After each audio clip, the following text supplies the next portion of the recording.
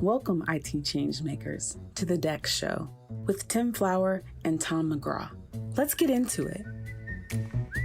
Hello, changemakers. It's Tom McGraw back for another sort of year's end deck show. We're winding down. We've got an eye on the holidays, everybody, but no change to the schedule programming. We've got another fantastic guest, and I'm joined as ever by Tim Flower. How are you doing, Tim? You feeling festive? You said there's a bit of snowfall out there at the moment. Yeah, first measurable snow of the year. Be a nice little view out the window, and fortunately, like we were talking, Tom, I got a guy to come take care of it. So it's nice when you're on the inside. He's just staring out of his window as this poor gentleman is blowing around with his shovel. Picture of decadence, Tim. Yeah. And we've got a wonderful guest today. He's Steve Wunker. He's a managing director of New Markets Advisors. That's a consulting firm that works with 29 of the Fortune 500.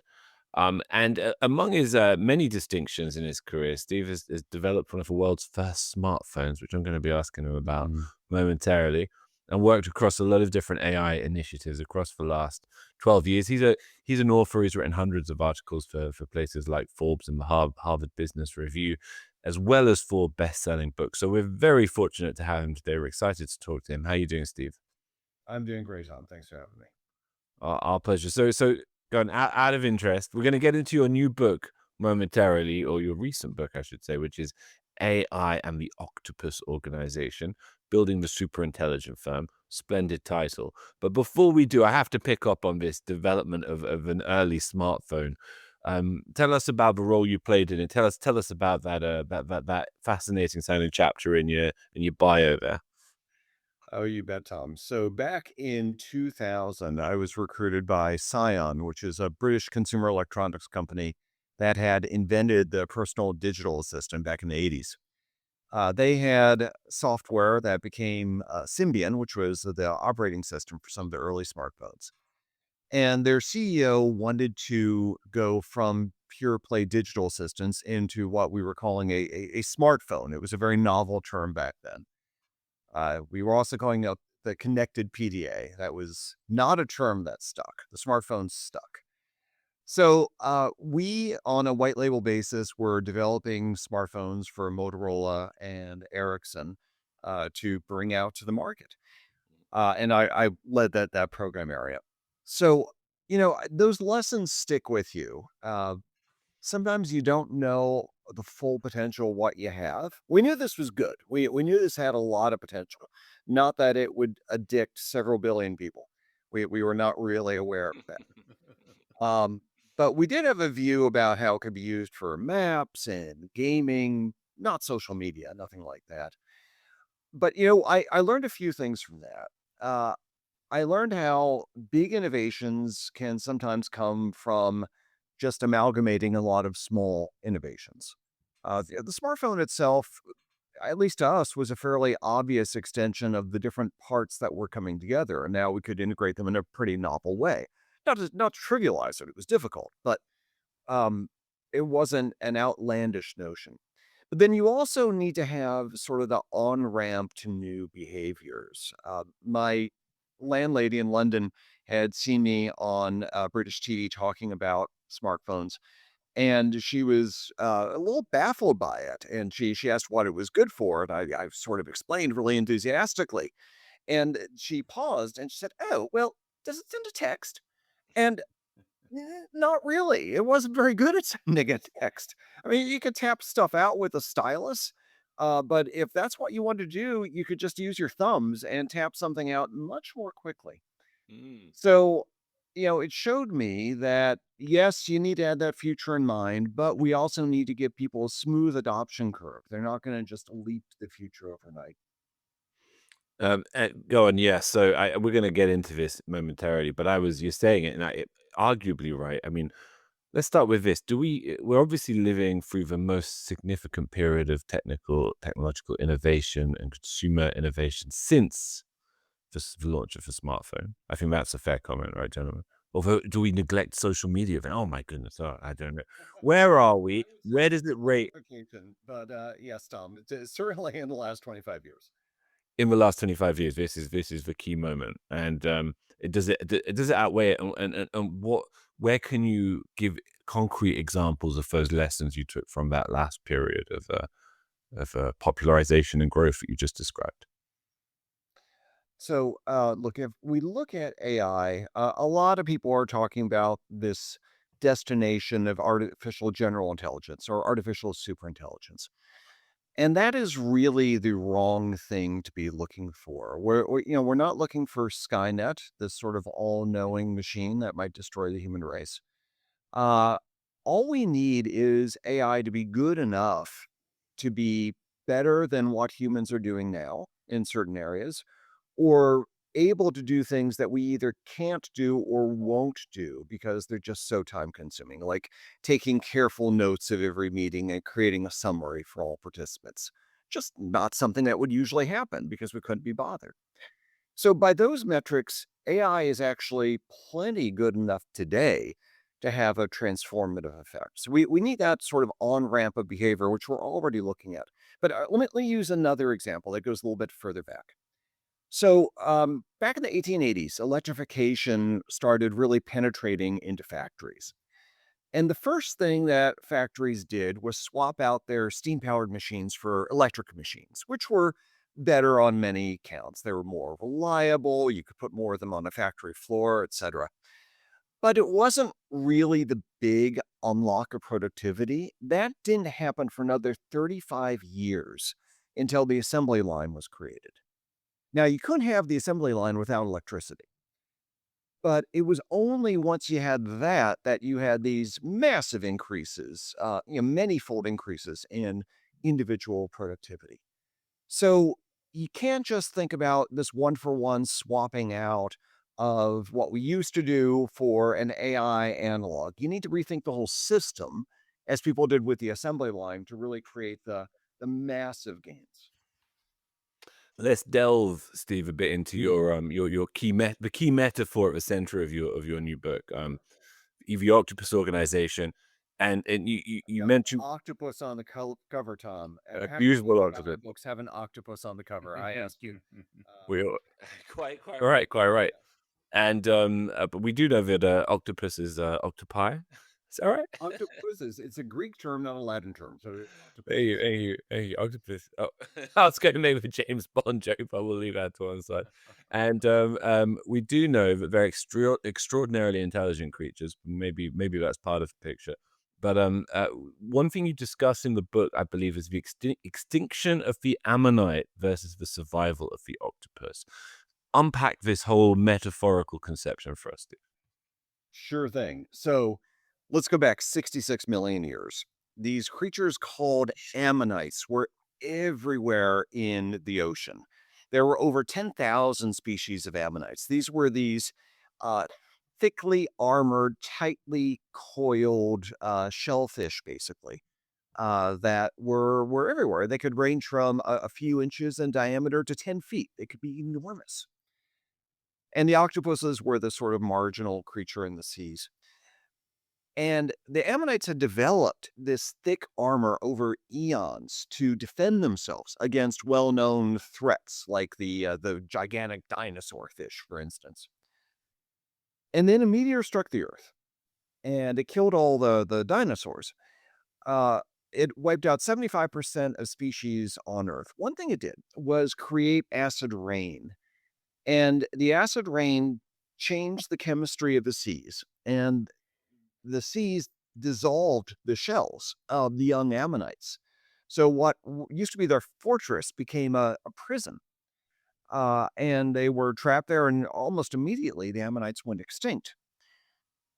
The octopus is actually 300 million years old. That's 70 million years older than the dinosaurs. It's been around a really long time. And it has almost no natural defenses. What it can do is adapt itself super rapidly because it can actually recode its RNA within hours. So you can take an octopus from the Antarctic and plop it into the Caribbean, and within hours, it will be just fine. So the octopus could very rapidly adapt to the acidification of the seas. And with all these competitors wiped out, it thrived. It was having a great time. Uh, so we need to be like octopuses. super adaptable. But most corporations are like ammonites. They've got these very thick coats of armor against the very well-known threats that are out there. And yet those defenses can actually become a prison. They can impede change, whereas the octopuses of the world thrive on it. Yeah, that's fascinating. And Steve, you talk about the fact that AI isn't just a tool, that it's a force that reshapes how organizations think. Is it helping us figure out how to think, or is it actually thinking for us? Expand a bit on that if you could. That's a great question. I think it does a bit of both. In very rudimentary functions, like say I know, call center, it can do the thinking for you. It can lift up relatively mediocre call center people to be decent. And it has limited effects on people who are really good. I Back in high school, I had one of the worst jobs of my life. I was a telemarketer selling meat over the phone. Nobody wanted to buy from me, and I sucked. Uh, but, if I had had an AI script sort of indicating what to say in response to what people might be raising, I probably would have done better. My colleague, who was also in high school, he was really naturally charming. I don't think it was going to help him very much. So in this case, AI can do the thinking for us. But if you're at a higher level of capability, then AI is really a thought partner. So, look, in my firm here, a consulting firm, I don't want the AI thinking for us. I want it as a thought partner. Poke holes in what I've done. Find me an example. That's, by the way, how we found the ammonite as an example. We asked AI for a particular example. So you sort of engage in a dance with it. It's not like you're doing your dance and AI is doing its dance. Get together and jointly, you create something that is much better than what either of you could have created on your own. And Gartner makes that point a lot as well, that AI has different value to different levels of thinking humans in different places in their career, right? A seasoned, experienced lawyer is going to use AI as that thought partner and is going to understand the responses that they get back and validate, is this legit? Is this real? Did it just make something up? Right? We've seen cases of AI just making up cases out of thin air. So it definitely can, and I use it as that thought partner and creative partner all the time. You've argued that in doing so, that companies shouldn't just simply, and we're going to coin a term here, or coin a word. Maybe we'll get this in Webster's dictionary. I'll shout out to Tom. Companies shouldn't simply AIify existing processes, right? We see that a lot in this industry. Traditional tech companies playing catch up, they bolt on an AI capability and they call it AI and move forward. What's the risk of retrofitting AI onto old ways of, not only old ways of working, but old ways of thinking? Look, it's like swapping in an electric machine for a steam machine. That's nice, but it's not going to revolutionize how you do things. And it may actually ossify the way you've done stuff, right? If you just brought in all this IoT infrastructure to automate each step of your 17-step process, you're probably not going to rethink it and say, well, maybe it should be 4 steps, and it should be 4 very different steps. So as we work with enterprises on how they really scale up AI adoption, what we're finding is that you're not just fixing the technological ways of doing stuff. You're thinking about who has authority to do different things. How do different functions interact? How quickly can decisions get made? Where are the decision rights? Those are all the sorts of questions that should get answered as you're thinking about a workflow. And as you do that, you might fundamentally rethink how stuff is being done. So let's go back to the book. I love the image on the cover, but help us more clearly define what that means to build an octopus organization, and maybe share a few real world examples of one that's actually in practice. Sure thing. So, look, an octopus is a lesson for us, not only in its hyper adaptability, but in its biology. An octopus actually has 9 brains. It has one central brain in its head and then a brain in each of its arms. And these arms, brains, can coordinate amongst themselves without even involving the central head. So it is a model of distributed intelligence and action. Two-thirds of its neural tissue is actually not in its head. It's throughout the body. Hmm. So we need to change from our conception of organizations, which is like how us humans are with the central head commanding the arms and of whatnot, to something that's quite alien and that's more octopus-like. And that enables rapid action. If you look at a high-frequency trading firm, for instance, that's how they are organized. They have these different pods, and the pods of traders can act fairly autonomously. They work very tightly with AI algorithms. They're almost never placing the trades themselves. They're governing the algorithms that do. And then they can coordinate amongst themselves as necessary. The central brain can look at what it really needs to. Like collectively as an enterprise, are we taking the sorts of appropriate risks? Are we complying with regulations? Uh, HelloFresh is another example in a totally different industry. They're the world's largest meal kit delivery company. They have used AI to create radical customization in the menu that it offers to people. So rather than giving people a handful, a dozen or so choices, now there might be 2,000 different things that people might have. And they're going to know based upon your history. Tom prefers chicken to pork, and I like things a little bit spicy. Now, what that's meant, though, is that in the operations of the company, you can no longer have this central menu construction. It's radically decentralized. And then the kitchens also can have some master plan on how they're going to be producing meals for the week. That would be impossible to create a master plan for 2,000 meals. AI has to do that. And that means the production managers, critically, are not telling people do this, do that, and they're not creating the plan. They are stewards of the model. They're seeing what might the model not be seeing that they're seeing because perhaps they have fuller context. And they're engaging in this sort of dialogue with the models to make sure that the production plans are appropriate and then explaining this change to the production workers that they have. So the job of middle managers in an Octopus organization fundamentally transforms. And IT, that's fascinating because IT people really get enamored and connected with the technology and the tooling and the new shiny tool that they can bring into their environment. What guidance would you give for folks that are reading the book or really getting their head around this really distributed computing on steroids?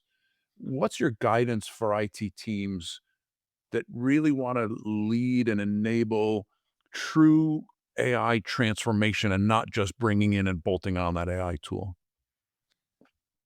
So we shouldn't be thinking about this as an IT implementation. We should be thinking about it as a transformation of how an organization operates. So the IT team really should be a transformation team. Now, sure, they have to have technical strength, and these systems have to work. They have to have certain guardrails. They have to abide by certain cybersecurity protocols, etc. Of course, but we need to be thinking about that whole system of use. And importantly, not just how do you AIify the current system of use, but how do you change the system of use to one that is much more appropriate to where the organization is going? That's why HelloFresh is a great example. It rethought what its customer value proposition should be, and then it worked backwards to what does that mean in terms of the kitchens? What does that mean in terms of ingredient sourcing? It had to think about the whole knock-on effects that were created, and the IT systems then had to accommodate it. This is what IT people need to do. They need to think much more broadly. And look, I use an example, the organization, the insurance company Travelers. I interviewed their head of IT, but critically, I think her title is very telling. She is the Chief Technology and Operations Officer. Mm. So it's both. And whether or not that's your title, you need to think that way.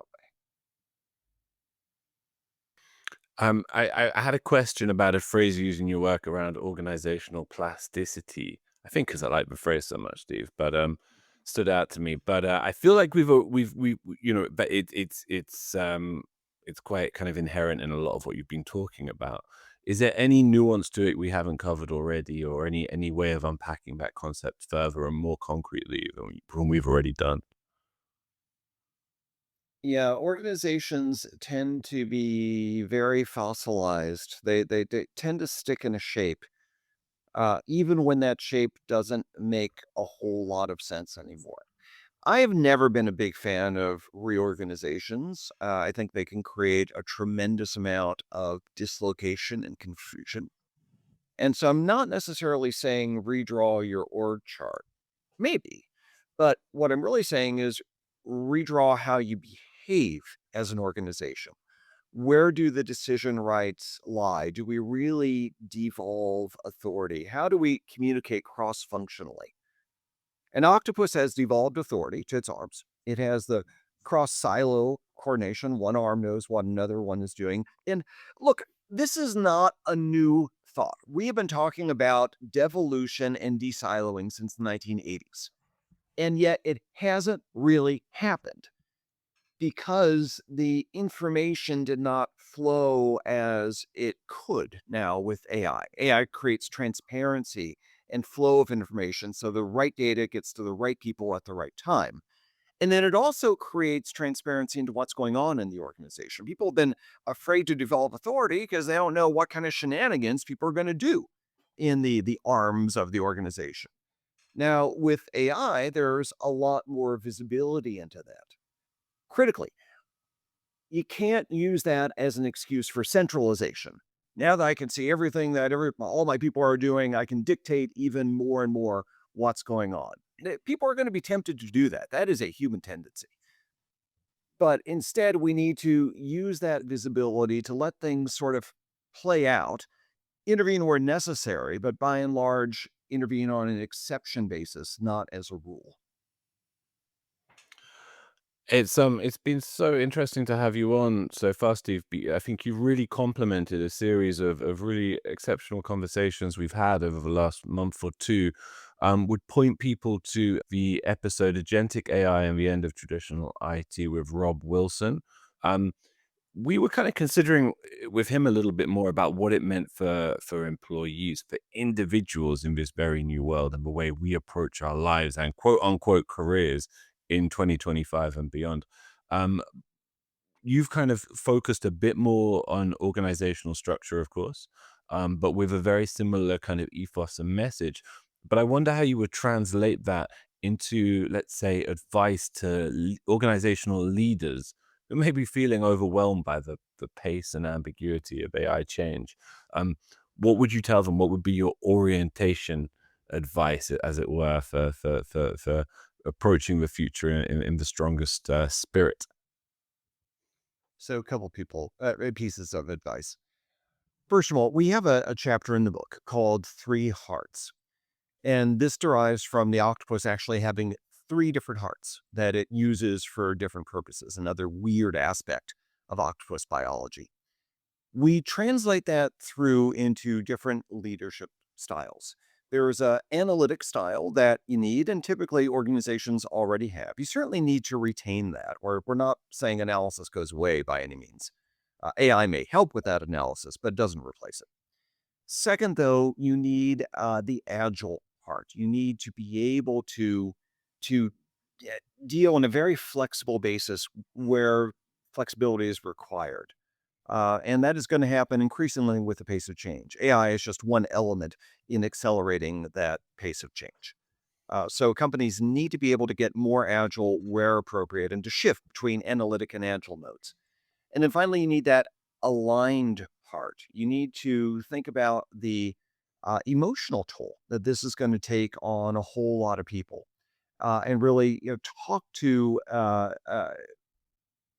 the change in culture, the change in maybe safety that people feel, and be sensitive to all that. So I think that is the number one thing that people need to do is their leadership styles. The second thing is a little bit more cerebral. They need to think about what does the organization really need to be good at strategically. So for HelloFresh, they determined that what it really needed to be good at was understanding user preferences and delivering on those. It had all this data from 14 years of history about what you substituted your meals for, what you rated your meals, and yet it wasn't really using that. It decided to change that into its competitive moat. So AI can fundamentally change who you are as an organization, what your competitive strategy and differentiation is. What should that mean for your enterprise? They have to do that too. Um, That's it's all absolutely amazing, and I think if anyone's listening to this, at the very least, they're going to be less likely to enjoy octopus when they're next on a Spanish holiday. All this, yeah, people who get into octopuses, as I now know it is, they can't bear the fact that we eat them. Honestly, Nothing beats a nice calamari. all these multiple hearts and brains, their magnificent complexity, and we just munch them when we're in Barcelona like it ain't no thing. But absolute pleasure, Steve, to have you on. I think your thoughts on organizational change in this era are genuinely unique and valuable. And thanks so much for coming on and sharing them with us. Appreciate it. Any way you want to point the listeners to find out more about yourself or your work? Sure. So the website for the book is aiandtheoctopus.com. You can look me up on LinkedIn, Stephen Wunker, and our company is New Markets Advisors. We engage with organizations that are trying to undertake these sorts of transformations. To make sure that you never miss an episode, subscribe to the show in Apple Podcasts, Spotify, or your favorite podcast player. And if you're listening on Apple Podcasts, make sure to leave a rating of the show. Just tap the number of stars you think the podcast deserves. If you'd like to learn more about how NextThink can help you improve your digital employee experience, head over to nextthink.com. Thank you so much for listening. Until next time.